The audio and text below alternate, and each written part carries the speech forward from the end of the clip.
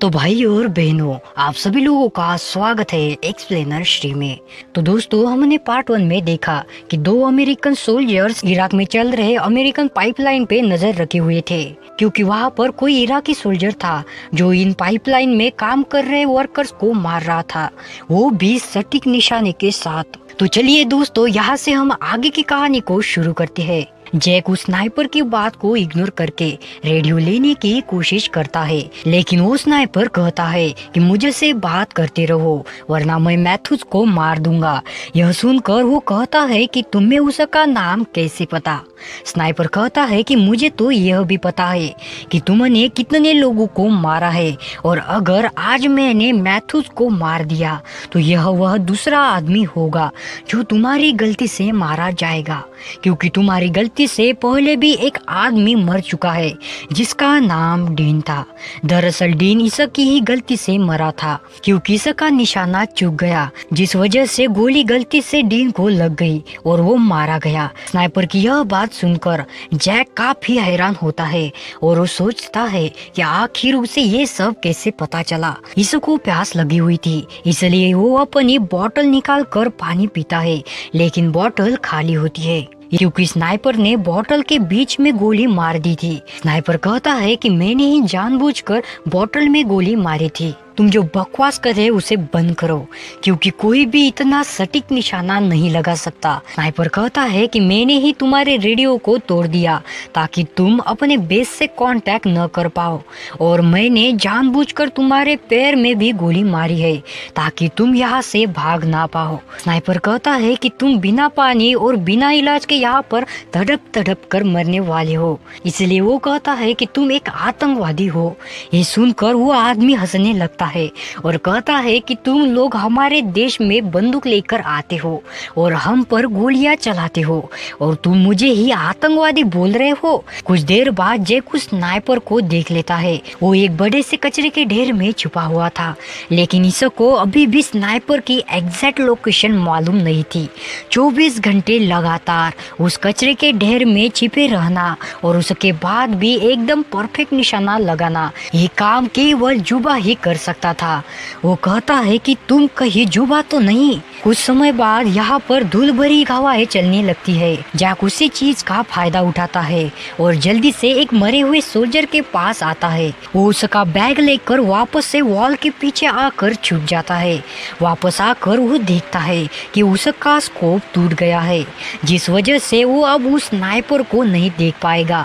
इसे यहाँ रेडियो पर कुछ हलचल सुनाई देती है। इसको पता चलता है कि मैथ्यूज अभी भी जिंदा है, इसलिए वो उसे स्नाइपर की लोकेशन बताता है और वो स्नाइपर को अपनी बातों में उलझा कर रखता है ताकि मैथ्यूज अपनी राइफल तक पहुंच जाए। मैथ्यूज के पास एक एम्बलिन था जो एक शीशे की तरह काम करता है, इसलिए वो उस एम्बलिन से कचरे के ढेर की तरफ देखता है और मैथ्यूज रेंगते हुए अपने राइफल को लेने की कोशिश करता है। स्नाइपर जैक को बताता है कि पहले वो बगदाद में एक टीचर हुआ करता था, लेकिन एक दिन अमेरिकन सोल्जर के हमले से स्कूल के सारे बच्चे मारे गए, इसलिए तब से उसने अमेरिकन सेना से बदला लेने का फैसला किया। इस जगह पर तेज हवा की वजह से काफी धूल उड़ रही थी, जिस वजह से वह स्नाइपर जैक को देख नहीं पाता। मौका पाकर मैथ्यूज अपनी राइफल तक पहुंच जाता है और वो राइफल से वह उस स्नाइपर पर फायरिंग करता है, लेकिन राइफल रिलोड करते समय वह स्नाइपर उसे गोली मार देता है। गोली सीधा मैथ्यूज के कंधे पर लगती है। जान बचाने के लिए वह जैक की तरफ भागने लगता है। मैथ्यूज जैक के पास पहुंच पाता उससे पहले ही स्नाइपर उसके सिर पर गोली मारता है, जिस वजह से मैथ्यूज की यहाँ पर मौत हो जाती है। यह सब देखकर वो काफी हर्ट होता है, क्योंकि उसका साथी उसी के ही सामने मारा गया और वो कुछ भी नहीं कर पाया। वो कहता है कि युद्ध तो पहले ही खत्म हो चुका है और तुम अब तक यहाँ इराक में क्या कर रहे हो। वो कहता है कि मुझे नहीं पता, कि मैं बस अपने घर जाना चाहता हूँ और अपनी फैमिली से मिलना चाहता हूँ। स्नाइपर कहता है कि तुम इतनी आसानी से अपने घर नहीं जा सकते, तुम्हें मुझे अपनी कहानी बतानी होगी और और तुम तब तक जिंदा रहोगे जब तक तुम मुझसे बात करते रहोगे।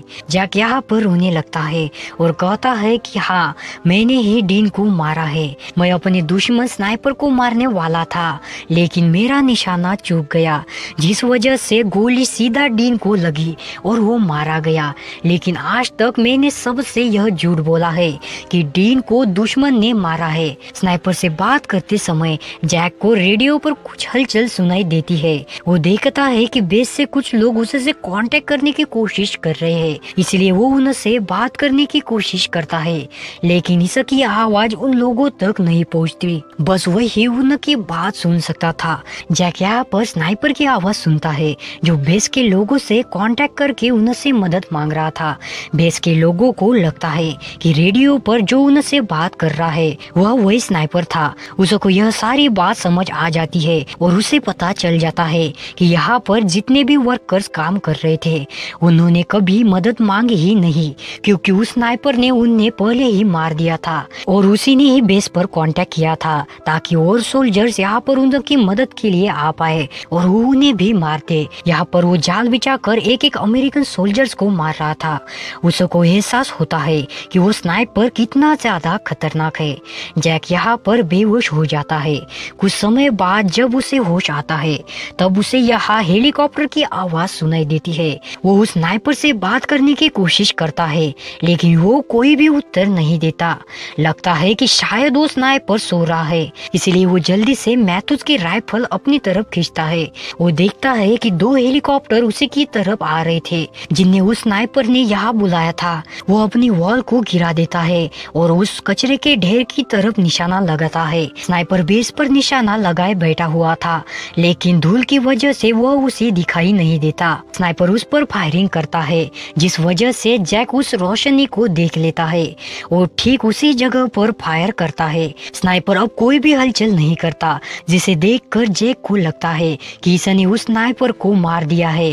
वो उठकर खड़ा हो जाता है, लेकिन वो अभी भी डर रहा था, क्योंकि अगर स्नाइपर जिंदा हुआ तो वो उसे मार देगा, लेकिन इस पर कोई भी फायरिंग नहीं करता। अब जैक को कंफर्म हो जाता है कि वो स्नाइपर अब मर चुका है। अब हेलीकॉप्टर यहाँ पर लैंड होते हैं। सोल्जर हेलीकॉप्टर में जैक को ले जाने लगते हैं। जैक बार बार उनसे कहता है कि उस कचरे के ढेर में चेक करो, लेकिन कोई भी उसकी बातों पर ध्यान नहीं देता, क्योंकि इसकी आवाज साफ नहीं होती। वो लोग उसे लेकर यहाँ से जाने लगते हैं। जैसे ही हेलीकॉप्टर टेक ऑफ करता है वैसे ही वो स्नाइपर इन पर गोलियां चलाने लगता है। स्नाइपर उन सभी को मार देता है, जिस वजह से उनका हेलीकॉप्टर नीचे गिरकर क्रैश हो जाता है। तो ये मूवी यहीं पर एंड होती है। तो आपको ये मूवी कैसी लगी नीचे कमेंट में जरूर बताना। सो मिलते हैं जल्दी नेक्स्ट वीडियो में।